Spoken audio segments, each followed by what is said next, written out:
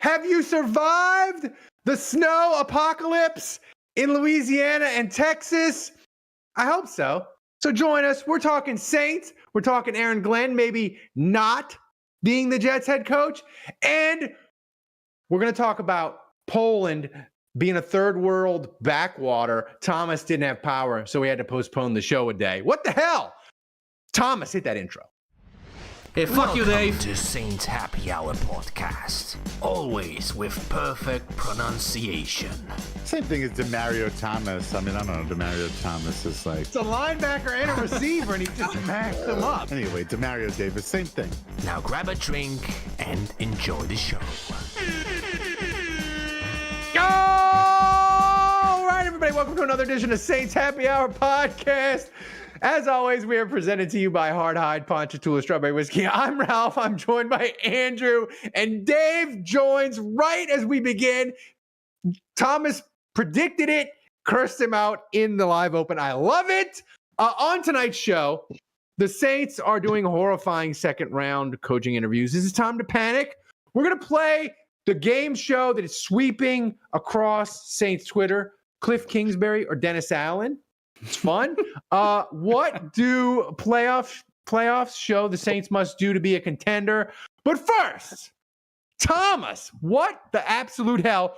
We were going to move the show up to Monday because me and Dave got deluged with snow like in Louisiana and Texas. We were worried, hey, maybe we don't have power. Maybe we'll do the show a day early to make sure we get the people the content they deserve. You text me at like 7 o'clock. You're like, I woke up in the middle of the night with a Poland. I don't have power. Like, what the hell, Thomas? You live in a backwater. I expect more of Poland. Yeah, me too, man. Like, what are the chances? Like, extensive info on that no power episode and the behind the scenes, guys. Yeah, that's right. Not the first time Thomas has lost power, by the way, but it is the first time that he lost power and didn't get it back enough to do the show. Yeah, before I went to bed, it was fine, man.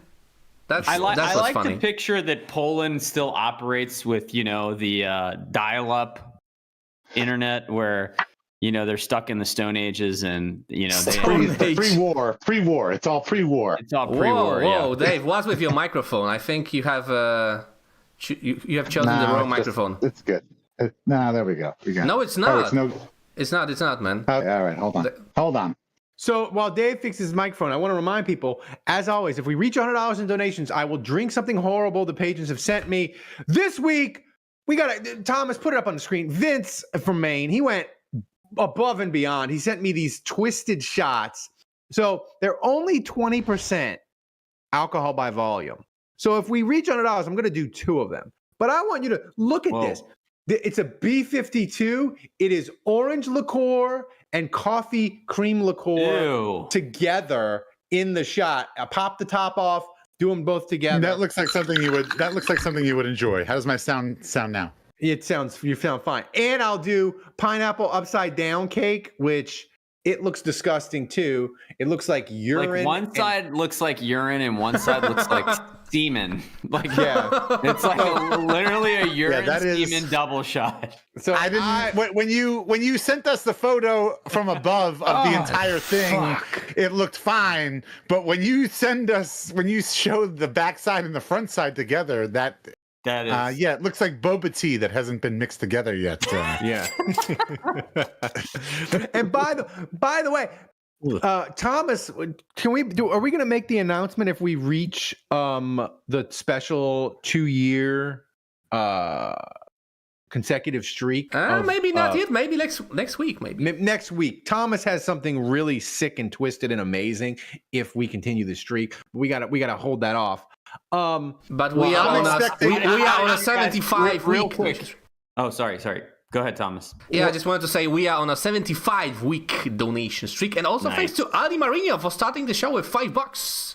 Thank you, Aldi Marino. Yeah, thank you, Aldi Marino. And I was gonna say, like, we should have a record number of donations today because all of southern Louisiana is and Texas is blanketed in snow. You guys have nowhere to go. You should be in your homes right now, safely snuggled up with nothing to do but to watch us live on YouTube. So start. Let's make it rain. Make it rain, guys. Let's go. Speaking of, can you guys? I was supposed to be in give Vegas. me the quick 20-second recap of how things are going with the snow in your. I'll go first. I was supposed to be in Vegas today. My flight out, obviously, that's not happening. There are going to be no flights in and out of New Orleans for the next 3 days for sure. We got. I'm going to go out. And I'm going to say this right now. This was an unprecedented, not in the history of Homo sapiens walking upright erect. Do I think that it has ever snowed this much in the state of Louisiana, let alone in southern Louisiana and New Orleans? They had a blizzard warning. They had a blizzard. Correct, and I'm the only one that's in New Orleans proper, Louisiana, other than your family, Andrew. I know your mother's here, but I'm going to tell you for a fact that we got. Not even joking, a foot of snow here in Old Metairie, Louisiana. We were out all day. It did not stop snowing from about 7 in the morning until about 5 in the evening. Wow. And I like, this is not even whatever, if you grew up in Louisiana and maybe it snowed when you were a kid, that one time where it snowed and you got a nice little light dusting, and it was gone in 12 hours or 24 hours or whatever. Not this. No. I grew up in New York and we got northeast type snowstorm / blizzard today. We got a foot of snow. It's going to be under, that's my family right there in front of our house. And that was early. Look at that. Yeah. You see That's that? from You look at that car. Brett and Lafayette. Yeah. The Lafayette got it bad. Lafayette got like 12 to 14 inches probably. Holy but cow. I mean, this is not, That's Badwich. this is not, that one time. If you grew up in southern Louisiana, everybody probably has that one time, in 20 years where it snowed. Like, this is not that. This is a real freaking snowstorm. The snow is going to stay tomorrow, the day after tomorrow, because the temperatures are still going to remain under freezing for the next few days. It's not going to accumulate. It's not going to snow anymore. But for the next 2 days, still, it's going to be snow on the ground and worse. Tomorrow, a lot of the snow and the water is going to freeze, and so it's going to be very icy. But I can't believe this. I mean, like, the entire day, I'm just looking out my damn window, and I am in just absolute disbelief. I mean, I'm in I can't believe that this is what. I'm in Charlottesville, Virginia. The last time I had snow like this, like a foot of snow. I mean, there was one year, and I've been here 2 decades now, but there was one year where we got 22 inches of snow. But sure. I think we've had worse than whatever you had, 8 inches, 10 inches, maybe 5 times in the 20 years I've been here. We had a 4 or 5 incher already this year, but that's 2 to 5 to 7 inches. Yeah, we get that, but this is crazy. This is absolutely unheard of. Absolutely unheard of. And in my lifetime in New Orleans, other than the random, like you said, the flakes, the dustings, I have seen real snow, an accumulation, and nothing like this. Maybe I'm talking 3 inches. No. Yeah. I grew up in New York. 7 or 8. It was 1988. Yeah. No, I grew up in New York, and this was your typical midwinter snowstorm for New York, for the Northeast. And I can't believe that.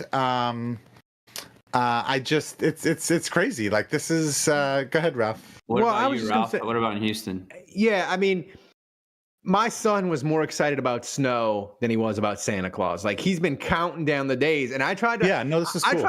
I tried to ramp it down because my experience, like you, Andrew, in Louisiana, is it's not going to happen. I've heard it 4, 5, 6 times in my life. It's it's going to happen. We're going to have 3 to 5 inches of snow. This is the one. This is the, and it never ever happen. So I was I was the same way as Ralph. Like my kids were excited for days. Like they go on the Apple, they go on their iPads, and they go on the weather thing, and they can see the snow icon on Tuesday, and so they're freaking out about Tuesday, and they think Tuesday's going to be the day, and it's going to. Yeah, I'm the same as Ralph. Like, yeah, I've seen this before, and you might get a little snow, and like, you might get to go outside and open your mouth and put your tongue out, and maybe a snowflake will land on your thing, on your tongue. But no, this was on your thing. This was a full, what kind of exposure are we talking about here, Dave? Well, I don't know how this is how we like to do it in the Cariello family. But yeah, no, this was absolutely a full-blown snowstorm. It was. And even we watched, WWL, all day, the coverage, because they had wall-to-wall news coverage, and even Peyton Malone and the weather guys on all the other stations, even they were freaking surprised. They were shocked that this went as far as it did and was accumulated as far as it did. I will say this,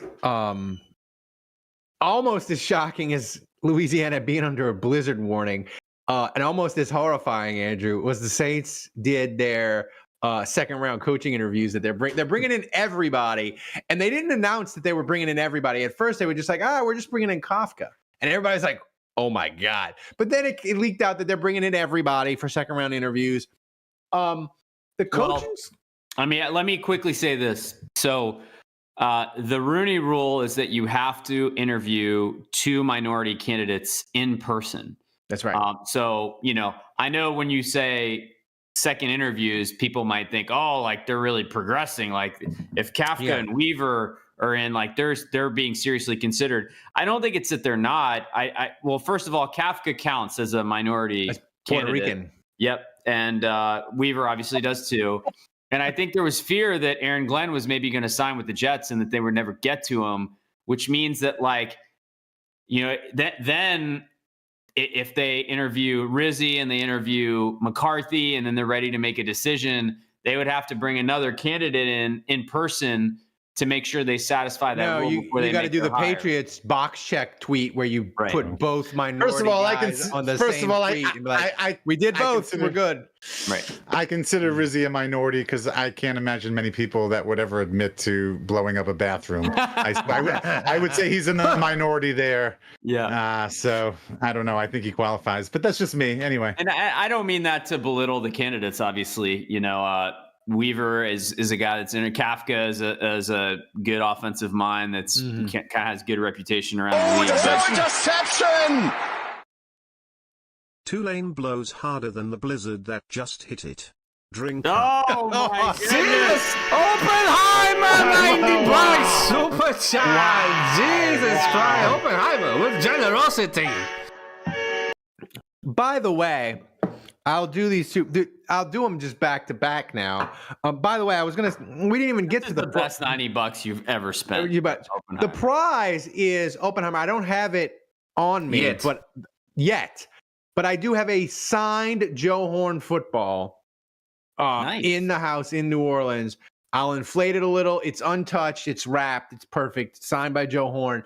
That is the prize for the MVPs for the next stretch of time. We'll do that right before the draft season. Draft season. Yeah, we do it for the draft season. So, so which one I'm doing them both because they're low vol. They're only 20% alcohol by volume. So I'm going to do vote. So which one, Andrew and Dave, do you want me to do first? I think you go pineapple first, coffee second. Oh, all right. I should have chilled. Or no, should we go coffee first, Dave? What do you think? Maybe coffee first? You're muted, Dave. Oh, sorry. No. I'm with you. Coffee second. Yeah, definitely. Coffee second. Okay. Yeah. It's so bad.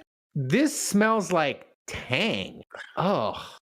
Tang. Really? Orange? Wait, Ralph, can you explain if there's a divider between the two? There is. Yeah. There's like a divider. How are you going to drink this accurately? That is a great question. He's drinking right down the middle, so he's getting... You know what? Don't spill any. You know what? I'm worried I'm going to spill. So y'all kill Y'all kill some time. I'm gonna pour it in the multi-boot. I'm gonna pour it in the multi-boot. I'm gonna go get the multi-boot. All Come right. back. Kill some time while I do this. All right, go get your boot. So we didn't have Kevin today. I was hoping, like, I don't know why. Maybe I felt like St. Louis was under snow and maybe he wouldn't. Maybe he wouldn't have to go to work. Yeah, we haven't had snow in like a couple weeks up here. And you were just in Baton Rouge, so you got out in time. Yeah. That's good. Yeah, I think Baton Rouge got hit really bad. I think they got last I heard, they got almost a foot. Yeah, I mean, like all of southern Louisiana, like I cannot believe we got this much. Like this is absolutely absurd. I was supposed to be in Vegas. I was supposed to fly to Vegas today at 10:30. Obviously, my flight got canceled. I was supposed to be at the Sports Licensing and Tailgate Show, which is the largest college merchandise and apparel trade show in the country, and so I am not there, sadly. So I'm stuck at home with my family for the next week. What's the thing that some people put on snowballs, Dave?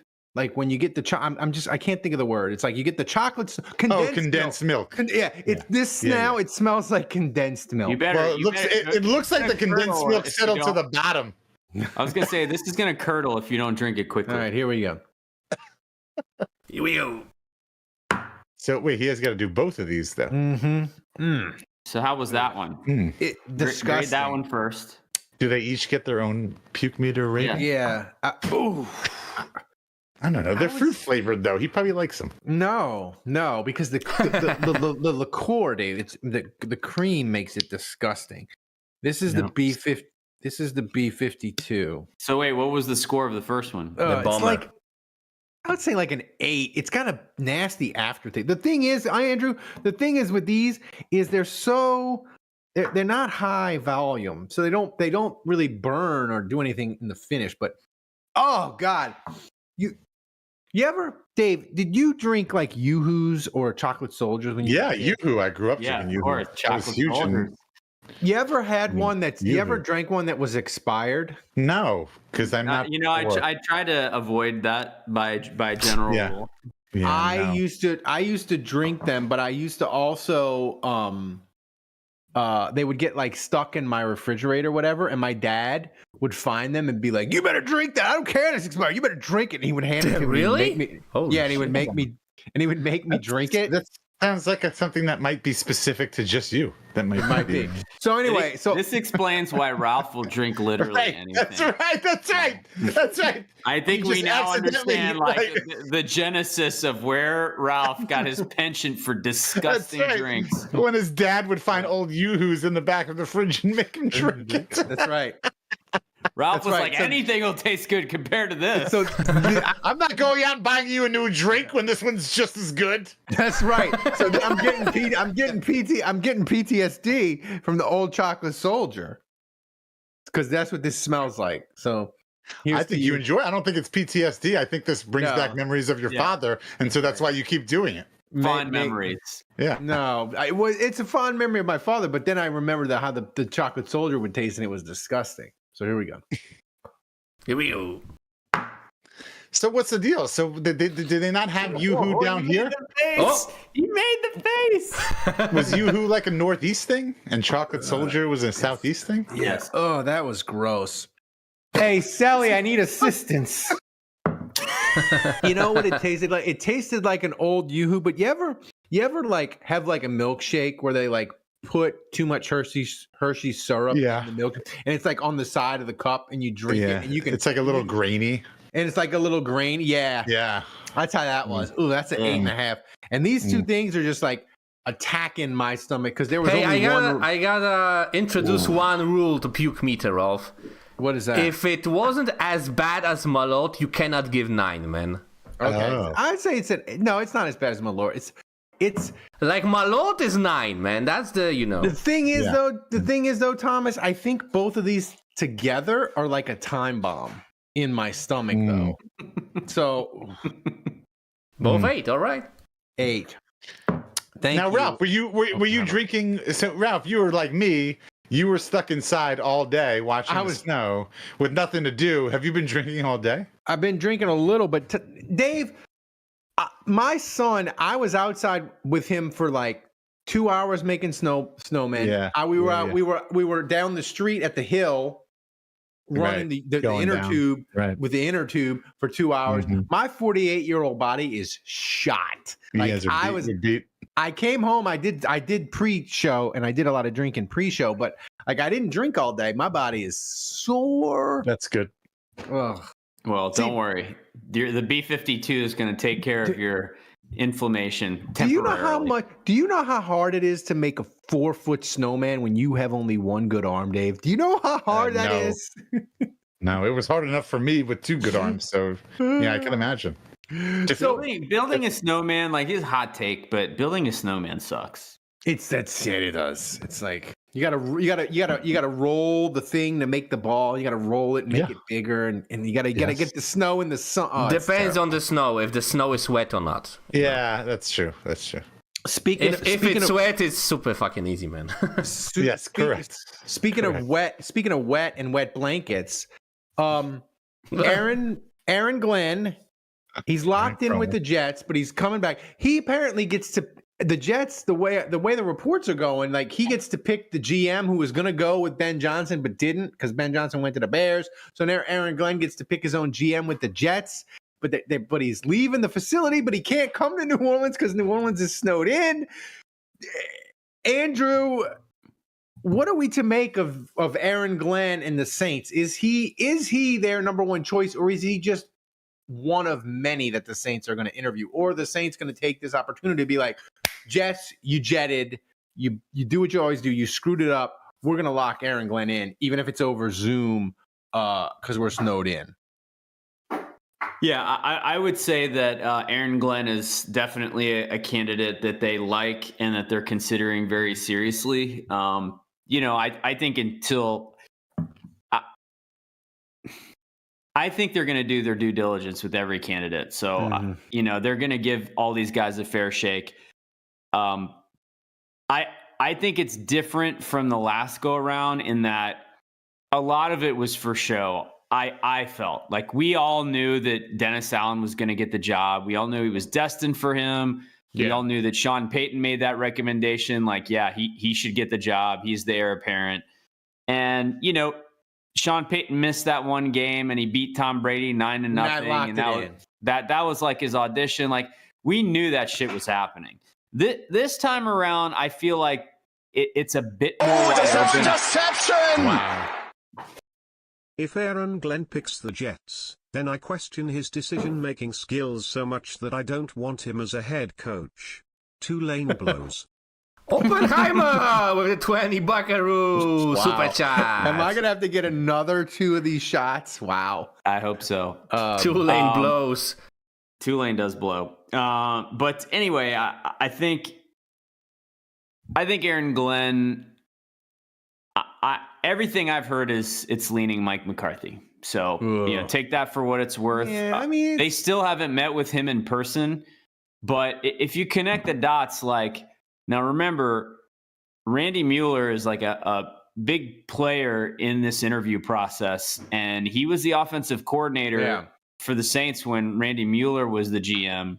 Mm-hmm. And, and now, like, I know, like, a lot of people are down on Mike McCarthy. Sorry, let me finish that thought. So, obviously, Randy Mueller knows him well, Mickey Loomis knows him well, and those are, like, 2 of the big decision makers, and so they have a lot of familiarity with him. And, I mean, Mike McCarthy, love him or hate him, like, I personally would prefer Aaron Glenn. As a fan, I think he would be more fun. I don't think Mike McCarthy is that fun when you talk about the interviews and all that. But if you talk about the pedigree, he's unquestionably more qualified and more decorated than Aaron Glenn. I won't say more qualified, because Aaron Glenn is paid his dues, but Mike McCarthy is more decorated, unquestionably. And if you think about, like, he transformed Aaron Brooks from a nobody into a star quarterback in the league, like, won a playoff game and in a short time frame. Like, he threw him in there, and Aaron Brooks was good pretty quick, won a playoff game with a decimated roster. Then he goes to Green Bay as a head coach. Obviously, he inherits Brett Favre. He does well with him. Like, Aaron Rodgers hits the ground running. Tremendous success with Aaron Rodgers. Obviously, they won a Super Bowl together. Then he goes to Dallas. And I would say that Dak was already established, but like Dak became one of the better quarterbacks in the NFC with Mike McCarthy. I know they didn't have the playoff success. Obviously, they had a lot of heartbreaking losses, but like they won a lot of regular season games. And like, so we have evidence of McCarthy being successful with like 4 different quarterbacks, and 3 of which were completely unestablished before he took over. And here's the thing, Mike McCarthy with the Saints in 2002, the Saints led the NFC in scoring with 49 touchdowns, but slowed at the end of the season. They scored 40 points there, 8th there. With McCarthy, the Saints offense set 25 individual and 10 team records. Joe Horn, 45 touchdowns. Rushing, Deuce McAllister and Ricky Williams both had 1,000-yard seasons. Thing is, you forget McCarthy, like him and Jim Haslett, I don't know, they didn't get along or whatever, and he kind of like, they didn't fire him, but they would have fired him. But he was like, hey, you go look for other jobs. And he got the offensive coordinator job in San Francisco in 2005. Which went well. Yeah. Yeah. Which, you know, it went so with Mike Nolan. But the point is, the memories for these Randy Mueller and Mickey Loomis are good. Dave, the thing with Mike McCarthy. Well, look, I like how you're throwing out all these stats in favor of Mike McCarthy, and I'll go out and say it right now. Like, as far as like all the coaches that are left available for the Saints to hire, Mike McCarthy is my number one. And like last week, last week we had our podcast, and Mike McCarthy would have been on the bottom of my Come list. on, man. Yeah, he doesn't. He's not. He doesn't fit the Dave prototype. He absolutely does not. But Vrabel's gone. Ben Johnson's gone. Ben Johnson's gone. And after last week in our podcast last week, you know, Ralph brought some actual information and stats, and you know, I didn't realize that Mike McCarthy was basically Sean Payton light as far as their record is concerned. And you guys just hold on. And you guys just made a great point, which was made before. I don't remember if that was made on the show or if that was a conversation I had with somebody in my personal life. But like, you rattled off 4 quarterbacks.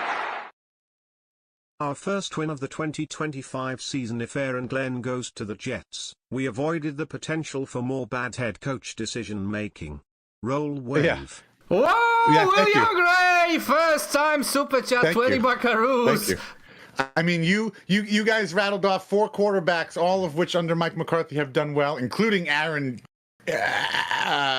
Brooks, which is that's a feather in your cap right there. I mean, come on, you make Aaron Brooks look good, you can make anybody look good. And I think as far as the coaches that are available now, I think he might be the best. Dave, he might be the best one. So I'm all in on Mike McCarthy. Jason Champagne has a great question in the chat. If Aaron Glenn insists on Kai Harley being, I don't want Aaron Glenn. I don't want Aaron Glenn. But if he insisted on Kai Harley being promoted to GM, Dave, would you be on board with him higher? Because then you'd be correct. Yes, only for the win, only for the for me getting the win. No, I think Mike McCarthy. Look. I was. Again, 2 weeks ago, I would have insulted Mike McCarthy and had terrible things to say about him and been like, oh my God, please no for the Saints, like terrible idea. But now that I've looked at the stats and looked at the figures and looked at the record and looked at the quarterback history, I'm totally fine with that. We have a way worse decision than Mike McCarthy. We'll get to in a second. But first, I want to tell you, Hard Hide Ponchatoula Strawberry Whiskey is a strawberry-flavored whiskey blended with aged wheat whiskey, American light whiskey, Cocktail and Sons, strawberry and lemon syrup, fresh strawberries from Jonesdale Farm in Ponchatoula, Louisiana. It's 86 proof. The whiskey is blended and bottled at the Sugarfield Distillery in Gonzales, Louisiana. You can pick up a bottle wherever fine spirits are sold in Louisiana, Mississippi, Texas, and Tennessee. To learn more and to find a location to get a bottle near you, go to hardhidestrawberrywhiskey.com. Hard Hide Ponchatoula Strawberry Whiskey, supporting Saints Happy Hour all football season long. So support the people who support the show. Grab a bottle of Hard Hide Ponchatoula Strawberry Whiskey today, and I can vouch for it. I had it. I was carrying around your hard hide. It's delicious. I was carrying around the Stanley Cup today while my son was going up and down the hill, and I was drinking it. It kept me warm all day long. Just gonna throw that Ralph, out there. what are you, a 16-year-old girl with your Stanley? And also shout out to the last person that donated who said roll wave. Thank you very much for that. All right. So William Gray. there's a game. William Gray. There is a game. By the way, look, this is this is totally off topic. You can call this inside info if you want, but the AFC team in the Super Bowl in New Orleans will be practicing at Tulane. And the other day, the Bills were in town. The Bills staff was in town because they were checking out the Tulane facilities and doing a little pre-op thing. And the Chiefs were also going to be doing the same thing because obviously only one of them is going to be going to the Super Bowl. But apparently they're going to be bringing in the AFC team is going to practice at Yeoman. The NFC team will practice at the Saints facility. And apparently they're going to be putting in real grass. Wow. On top of the fake turf at Yeoman Stadium for the team to practice on. Why would they do that if the game? I don't know. Gonna be, I don't know. Weird. Turf? Yeah, I don't know. I thought the same thing. I don't know, but that's what they're doing. Yeah. So there is a game that is sweeping across the world and especially Saints Twitter, because a lot of Saints Twitter has decided they want. Is it Wordle? They want. A lot of Saints Twitter has decided they want Kliff Kingsbury as the Saints coach because they watched Jaden Daniels be amazing. But there's this great game sweeping Saints Twitter, sweeping America, and it's called Kliff or Dennis Allen, where you have to decide, is this a quote about Kliff Kingsbury or is this a quote about Dennis Allen? And it's really hard. It's like Who Wants to Be a Millionaire on steroids. This is a really, really difficult game. I played it the other day and I scored a 0. So I'm going to do it for you. I'm going to host. I'm going to read off quotes and screenshots from stories about Dennis Allen and Kliff Kingsbury. And Andrew and Dave, y'all have to decide, is this about Dennis Allen's time with the Saints or is this about Kliff Kingsbury's time with Arizona? Are you ready? Exciting. Are you ready to play? I'm excited about this. Yeah. Yeah. This is amazing. Thomas, put the first one. I didn't know we were doing this. That's right. Put the first one up, Thomas, and I will read it. So, this season, this is a quote from a story. This season suffered through massive injuries, but it was also disorganized and undisciplined, leading to league leader in penalties per game and fatal developments. Was that a story about? Was that a story about Dennis Allen, or was that a story about Kliff Kingsbury? Now, unless somebody on one of the teams died, I think this coach is using incorrect language. Fatal development would mean somebody died, I guess. I don't know. The Saints' defense against the run was pretty fatal this year. Well, and so based on that, I know that Dennis Allen has a poor grasp on the English language, and he doesn't know what a metaphor is. So when I say, I'm gonna go with Dennis Allen. I'm gonna go with Kliff. I feel like this is an okie doke. I feel like I'm getting. I want to clarify. When I say it's a quote, it's a pull quote from a story. It's not a quote that they said. It's a quote from a story about them, or it could be a quote from a player or them. So I'm gonna say Kliff Kingsbury. Yeah, I'll still stick with Dennis Allen. Andrew, you are correct. That is a Kliff Kingsbury quote. Nice. But it feels very DA. Yeah, it feels very I'm DA. Starting to see some similarities here. DA. Thomas, hit the next one. Next one. I've won a lot of games in this league, and the years that I've won, we practice full speed. It's not a fucking tag off. It'll be a thing I express to them and share with them. Any team that I've been on, you practice hard.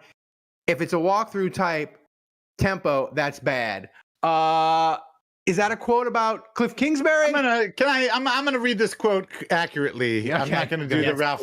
Please. Yeah, let me read this quote the way that it was meant to be read.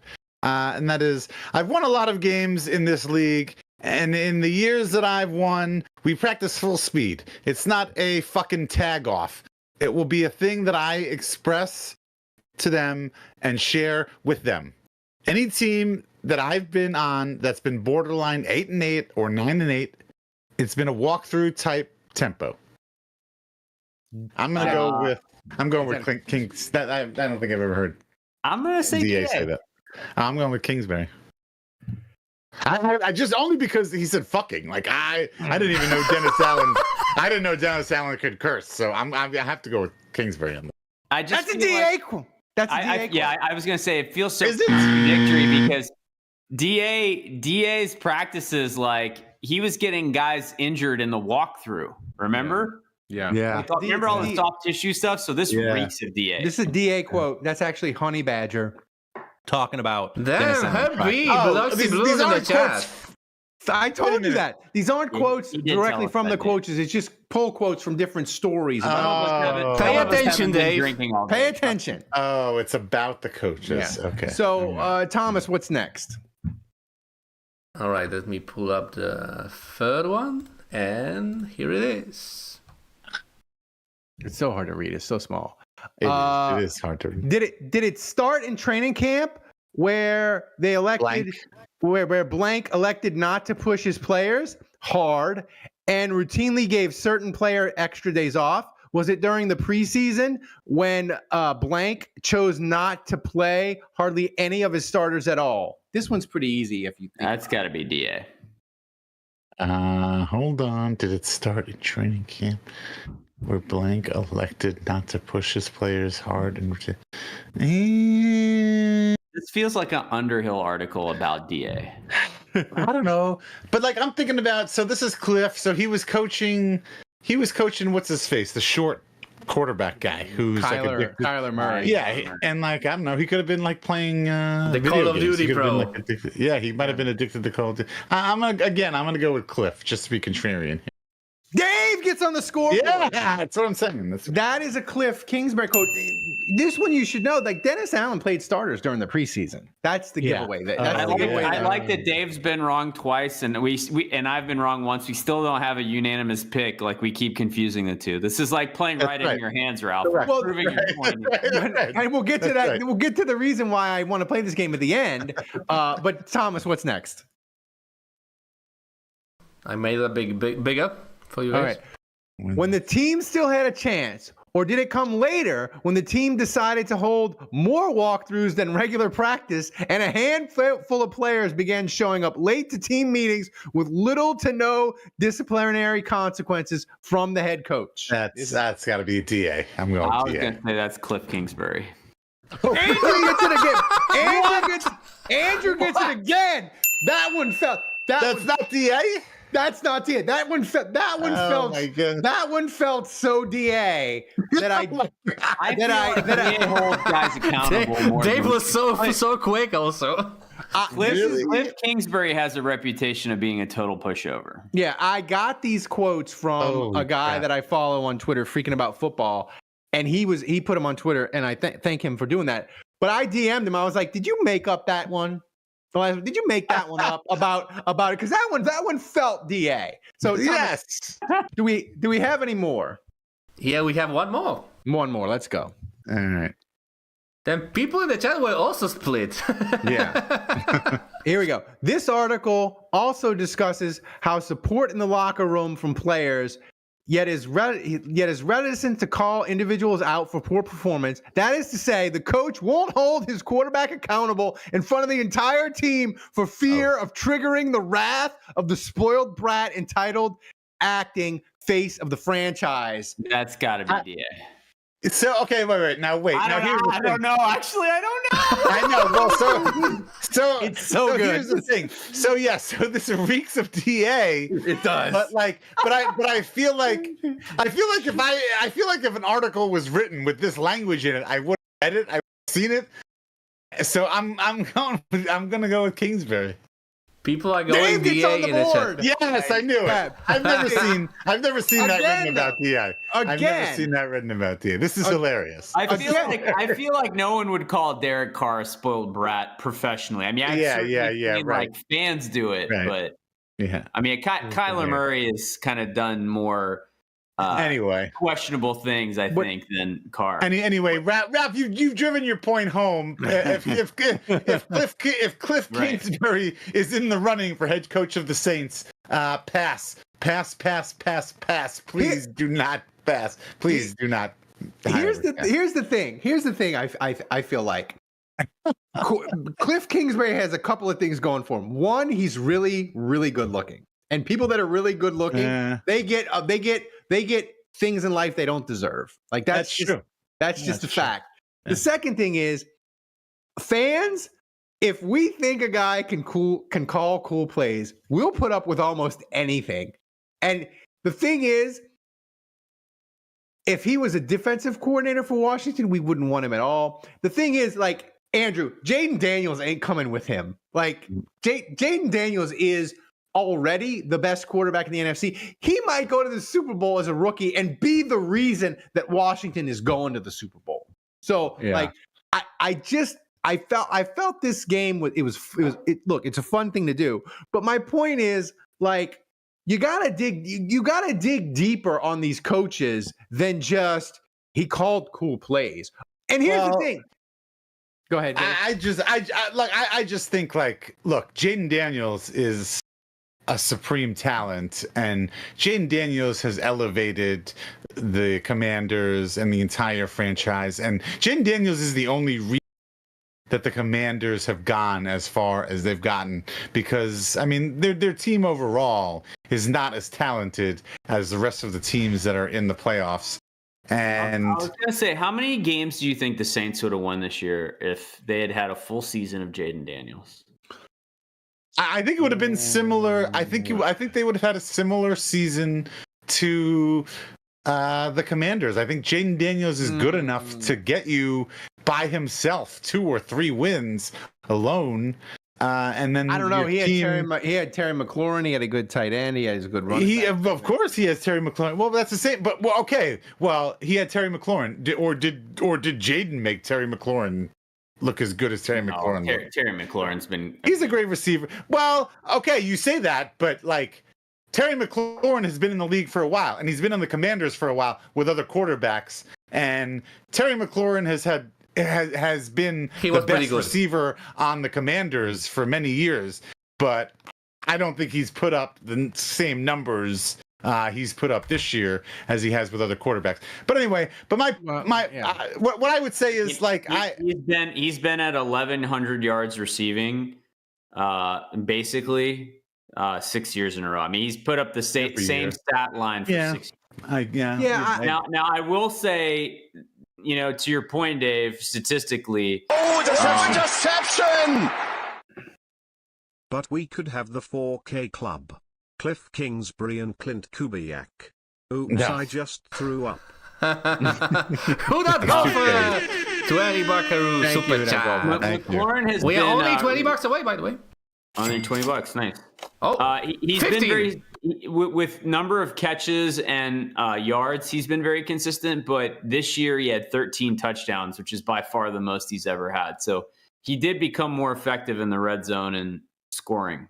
Well, here was my main reason for wanting to play this game. Not only because it's funny and with jokes above everything on this show, but the main reason, Andrew, is what happened the day that DA got hired. What did 90% of Saints Twitter, or probably 90% of the people who didn't like the DA hire, what did they scream every day since the day he got hired to the day he got fired? His win-loss record? His win-loss record. They're like, he's a loser. He's the losingest loser in NFL history. He's the biggest loser to ever get a second chance at a head coaching job. And I was wrong. I was like, listen, Oakland's terrible.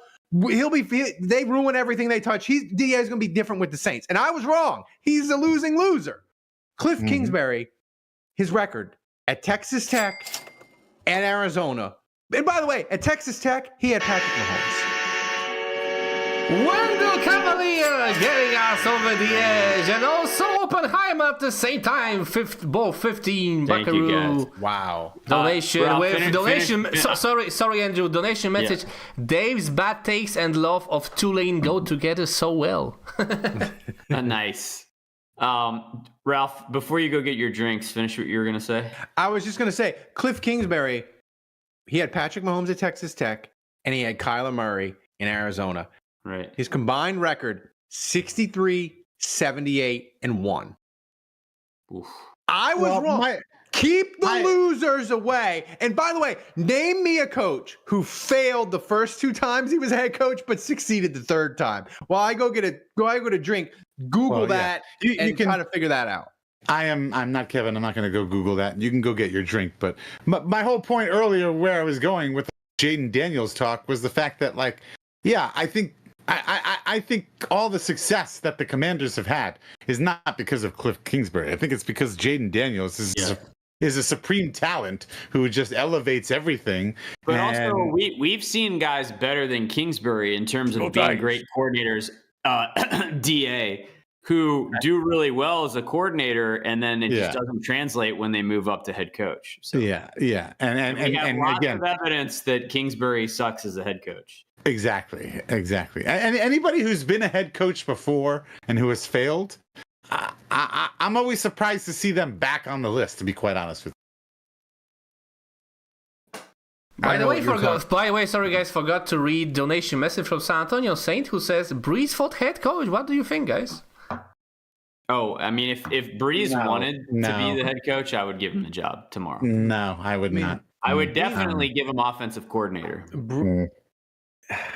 The thing is with Breeze, maybe financial advisor or something. Then should let's start. No, I got any film tax credits from him. I got 2 more shots. I got Jolly.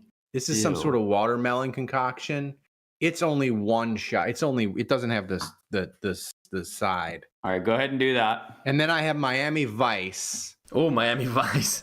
Do Miami Vice second, which is strawberry daiquiri vodka and pina colada rum. That sounds horrible. Pina colada. Right, do that one second. All right, so I'm gonna do the watermelon first. Oh, the watermelon one is the same one, but it's got the dual thing. So, see, the problem is now the Malta Boots got the chocolate soldier remnants in it. Perfect. As designed. Ugh. All right, here we go. Oh, wait a second. Oh, no. All right, here we go. And you said all right, here we go. Oh, that's bad. Oh, because the chocolate, I can still taste the chocolate and the watermelon. Ugh. All right, next up. I can't make it higher than wait. You gotta give us a puke meter rating. Without the chocolate remnants, it's probably like a 6.5. But with not the chocolate, it's coffee. Oh, I made a mistake here. 6.5. We had a malfunction. What does that mean? When I went to pull the tab came off of the Miami Vice one. Oh, there we go. I got it. The little pull tab came off, and I have to I'm fighting it. All right. So, wait, what's the puke meter score on that last one first? 6.5. You said 6.5. Come on, man. I said 6.5, but this one is real. This one is really disgusting. This is like it smells like condensed milk and lemon.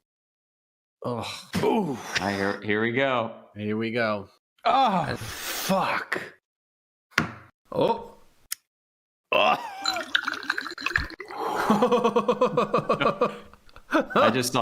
think I just saw something leak out of his mouth. Ooh, I did. It leaked out. I'm having a reversal of fortune. Oh. Dave, you're muted, I think. That's an 8. Oh. Another 8? Nice. Yes. Oh. So and many A's. My stomach is in full protest mode now. It's a good thing I can work from home tomorrow. Your poor gastroenterologist. Sally, I need help.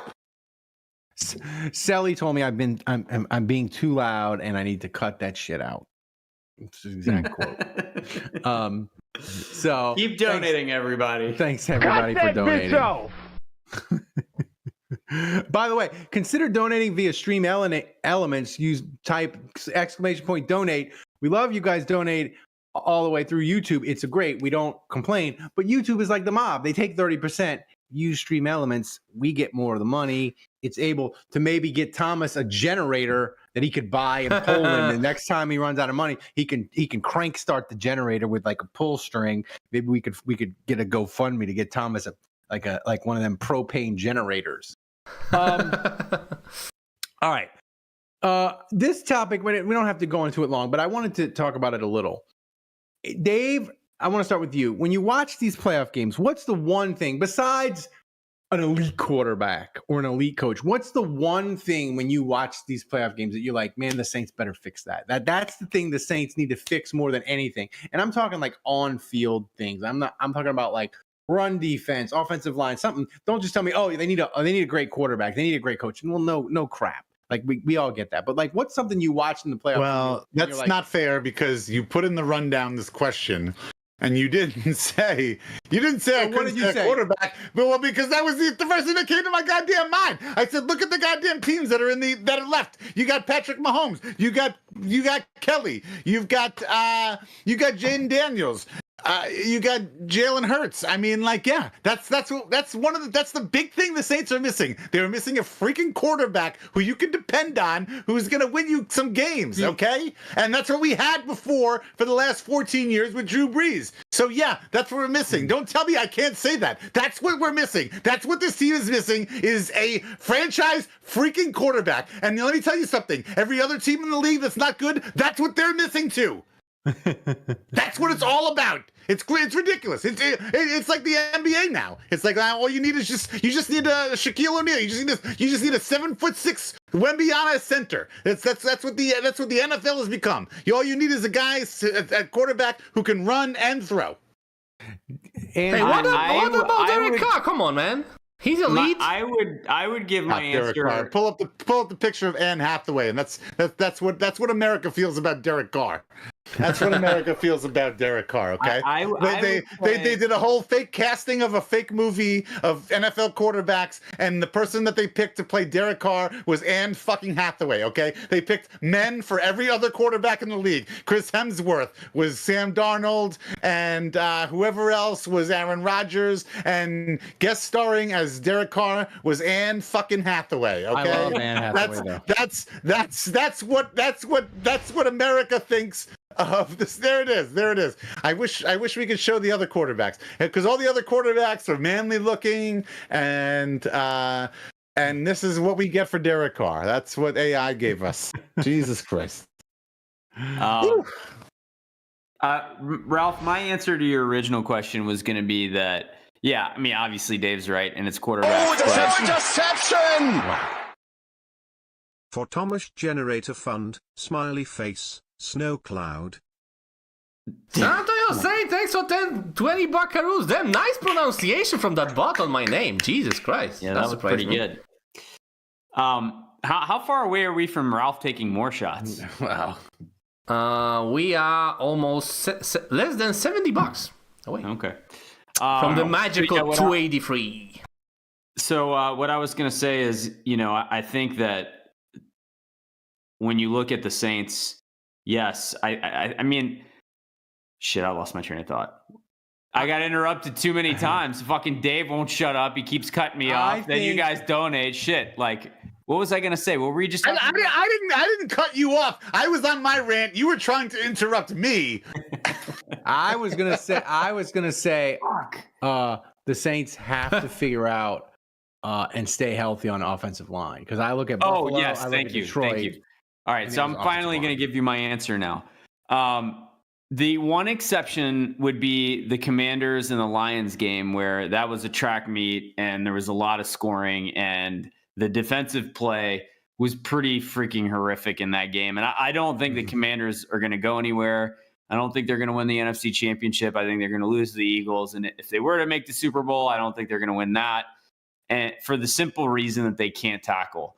And that was the one thing that really stood out to me this season with the Saints. It's been absolutely horrible. Like, a running back gets to the second level, linebacker blows a tackle. A lot of times it was Demario Davis. and what should have been a 2 or 3 yard run becomes an 8 yard run, becomes a 16 yard run. And like most of these teams, even with the injuries, the Ravens, the Steelers, the Bills, like they are freaking money. They're in the open field. Boom, tackle is made, automatic. And again, the Lions Commanders, that was like the one exception as I've been watching these playoffs. But all the other games, the tackling is on point. The defenders care. They're committed. I saw the Saints play like that on defense like 2 games this year. That's right. What games were those? I don't even remember. Yeah, right? Exactly. So we'll see. So it's time for the mailbag. But before we get to the questions, the Saints Happy Hour viewer questions are brought to you by Hard Hide Ponchatoula Strawberry Whiskey. You can pick up a bottle wherever fine spirits are sold in Louisiana, Mississippi, Texas, and Tennessee. To learn more and to find a location to get a bottle near you, go to hardhidestrawberrywhiskey.com. Thomas, take it to the top. Roger that.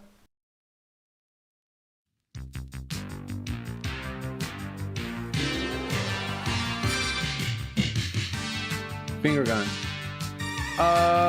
Thomas, what's first up? Man, these shots are hitting me hard. 4 shots is a lot of shots, even if they're low alcohol. All right. So many amazing questions this week. I had a hard time picking the right ones for the show. The first question comes from Nole Fredo, and he asks, as New Orleans is currently freezing its collective gonads off, what is your favorite Saints snow game you can remember? Oh, I think this is for me. This one's easy. I mean, it's 89 versus Buffalo. It's John Fourcade, local guy. Oh yeah, right. For the Saints starts, Dalton Hilliard goes crazy in the game. And has 200 yards combined from scrimmage and I think 2 touchdowns. And the Saints beat a Buffalo team that desperately needed to win to get a bye. And it was John Fourcade's first start, and he would go on to win that start and his next 2, which led to Bobby Hebert holding out the entire 1990 season. So it had a lot of bad ramifications for the Saints long term. But as far as a fun snow game, that one, or maybe. Does the Cleveland game in 2002 count? That's what I was. I mean, I don't know if there was snow. I remember it being the coldest game the Saints ever played in. Yeah. When they beat Deshaun Watson, that was pretty cool. I vaguely remember Lance Moore making Snow Angels. Am I making that up? I don't know. Maybe. Does that ring a bell with you, Dave? Snow Angels, Lance Moore? No. I don't remember. That was snow. I think he made snow. I think you're thinking of confetti snow angels after they won the Super Bowl. Maybe. It snowed confetti. That doesn't count. Yeah. Your boy Alan has a great question in the chat. What ridiculous mode of travel would you use to get AG to New Orleans to interview? I mean, I think Loomis could conjure up some reindeer and get Glenn to New Orleans. But Thomas, what's next? All right, next question from Don Checo. He asks, if we could time travel to late April and redraft today, would you still take Fuaga, or would you take Verse, Quinion Mitchell, Brian Thomas, or Chop Robinson? That's a good question, Andrew. Man, BTJ would sure be nice. Our receivers are injured and they suck. I think I would stick with, and Verse would be nice. I mean, obviously he's having a successful season and tearing it up. And our pass rush was dismal this year. But I mean, the Saints have so many holes. The thing is, you could look at any of these and be like, yeah, they need these guys. But then you have a glaring hole the thing is with Fuaga, the thing why I will never knock the Fuaga pick is the Saints drafted Fuaga, and he is going to be, all things project that he's going to be really good, Dave. A left tackle of the future, yeah. At a left tackle is a premium, left tackle is as premium a position as receiver, as defensive end, as corner. So here's the thing. Our offensive line is horrible. Like, it's so bad. Can you imagine a world where he's not on it? It's right. That's my right. God. Yeah. Anyone that's saying verse in the chat or BTJ, like think about our offensive line without Fuaga. That should terrify you. Like me putting that thought in your head just now, you should have just shit your pants. What's next, Thomas? All right, next question from Saints Rabbit, the usual suspect. He asks, which number 1 overall positions falling to 9 would have you all rushing to the podium? Yeah, this is a good question. You don't need to. He did it by position, so you don't need to think of a player. But like, what position, if they were there at 9, would you be like, pick them? I don't care what the teams are offering you. I don't care. Shut up, Kevin. We're not trading down. We're turning in the card. I would personally say. Sorry, go ahead, bro. No, I don't have an answer. I'm just thinking of this question. I mean, I think receiver, and I really think because I think if Olave is going to work out, like there really needs a guy to complement, like that lets him do what he does well, and that's more of that like traditional physical receiver making the 4-yard catch on 3rd and 3 kind of thing. So, I mean, look, like if we could get a tight end that you could promise me would be like, what's the dude with the Raiders? I'm blanking on his name. Brock Bowers. Bowers, yeah. I mean, if you could promise me we'd get a tight end on that level, to me, that's Tyler like the same thing as getting a number 1 receiver. That's the same thing. I'll give you a position, Dave, and I'll give you a name. Defensive end. And actually, this is a tease. If you haven't listened to, me and Kevin did a mock draft where I said to Kevin, you have to do a mock draft, but you can't trade down, and you can only do Big Ten players. So he was forced into a corner, but he made a great point about even Abdul Carter for Penn State, even Kevin, president, trade down enthusiast, maybe a trade down addict. Even he was like, if Abdul Carter is there at 9, I'm turning in the card. And I was like, oh my God. So like, that's the thing, Dave. I think if Abdul Carter or an elite defensive end is there that they like, I think they're not going to trade down because their defensive line sucks. Yeah. Well, and the question doesn't say, the question makes no stipulations. So like, honestly, if I was really answering this question, I would want to know how the draft played out first 8 picks. I would want to know where I'm sitting at pick 9 because I'd want to know who was available see to answer your question. But we need. I'd love a pass rusher. I would love I'd really love a pass rusher. Andrew, you got breaking news? I see you in the chat. Rizzy, you say Rizzy is not staying. Is there something happening on Twitter that we don't know about? No, there's nothing on Twier. No. I'm based on what I've heard, he's not going to get the job. I hate you. The players were for Team Rizzy. I made me and my son made Snow Rizzy today. I want what? Rizzy. What does Snow Rizzy look like? He was just a a snowman, and he yells at people as they walk by. That's what Snow Rizzy. Oppenheimer says Rizzy is going to Detroit or Denver. 100%. 100. No. But Oppenheimer. No, he's going to Chicago. Ben Johnson wants DA and Rizzy. So Thomas, what's next? What's next, Thomas? All right, final question of the show belongs to Saints Rabbit again. He asks, if Carr refuses to restructure and the Saints are forced to cut him, who are some veterans you all would like to see come in and compete with and likely win against Rattler and Sexy Jake? Well, first of all, you can't literally, like, Carr in the contract is paragraph 5, like he cannot here's the thing, like when players say I want to help you can't refuse to restructure. Like the Saints just tell him, we're redoing your deal, you're getting a giant lump sum sum of signing bonus. Yep. And that's it. Like he doesn't. And no player in their right mind would ever say no to that. Yeah. Right.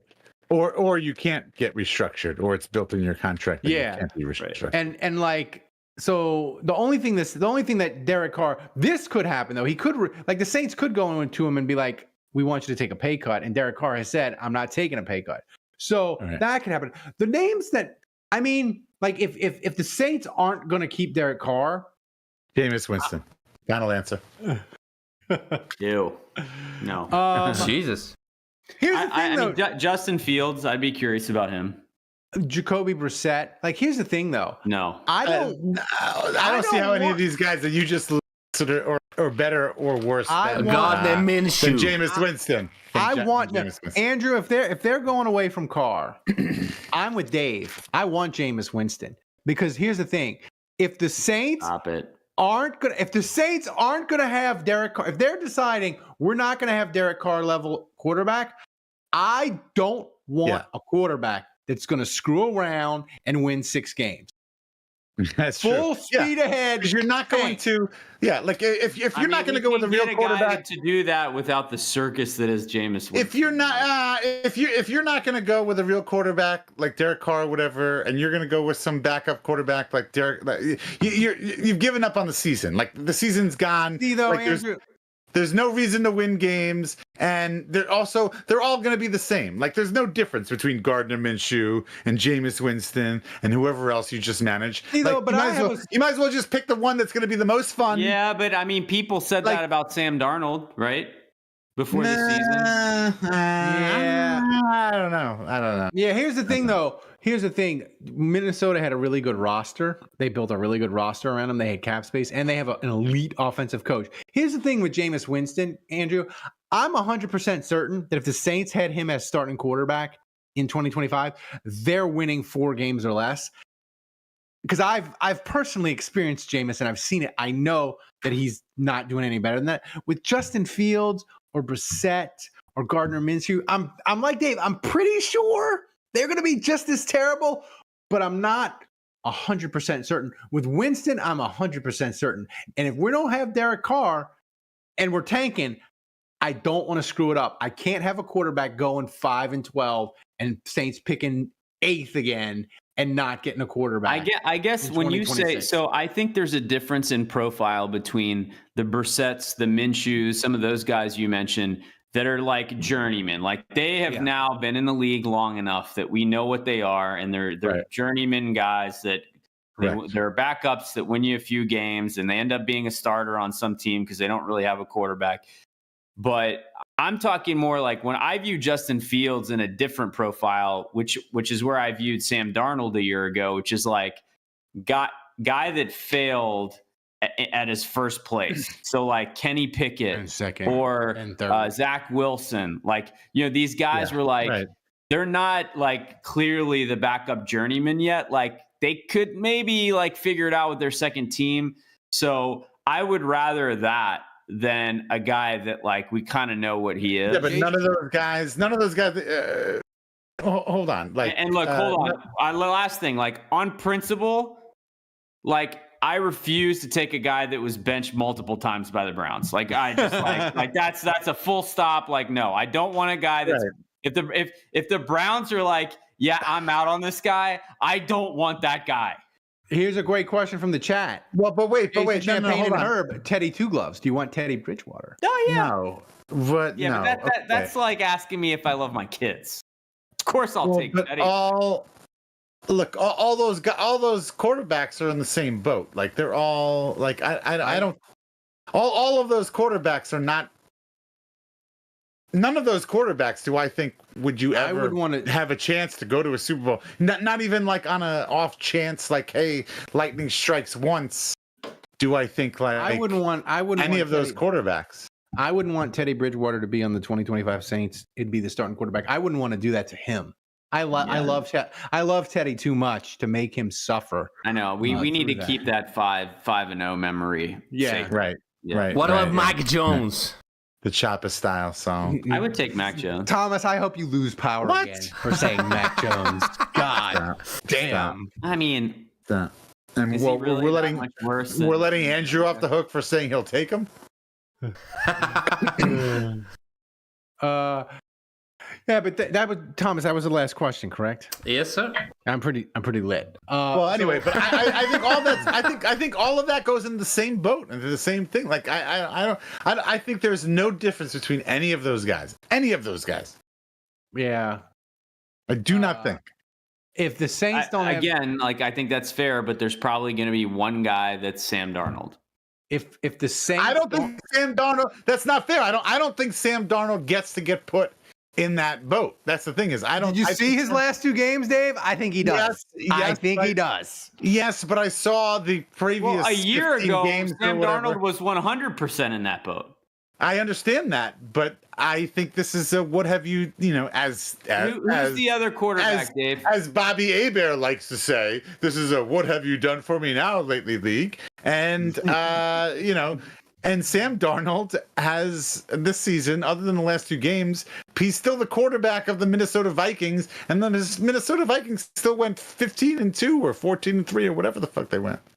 Right, but I'm saying a year ago. Would you not take Sam Darnold right now? If you could have Sam Darnold over, if we could swap out Derek Carr but right now. I'm talking about Sam Darnold a year ago.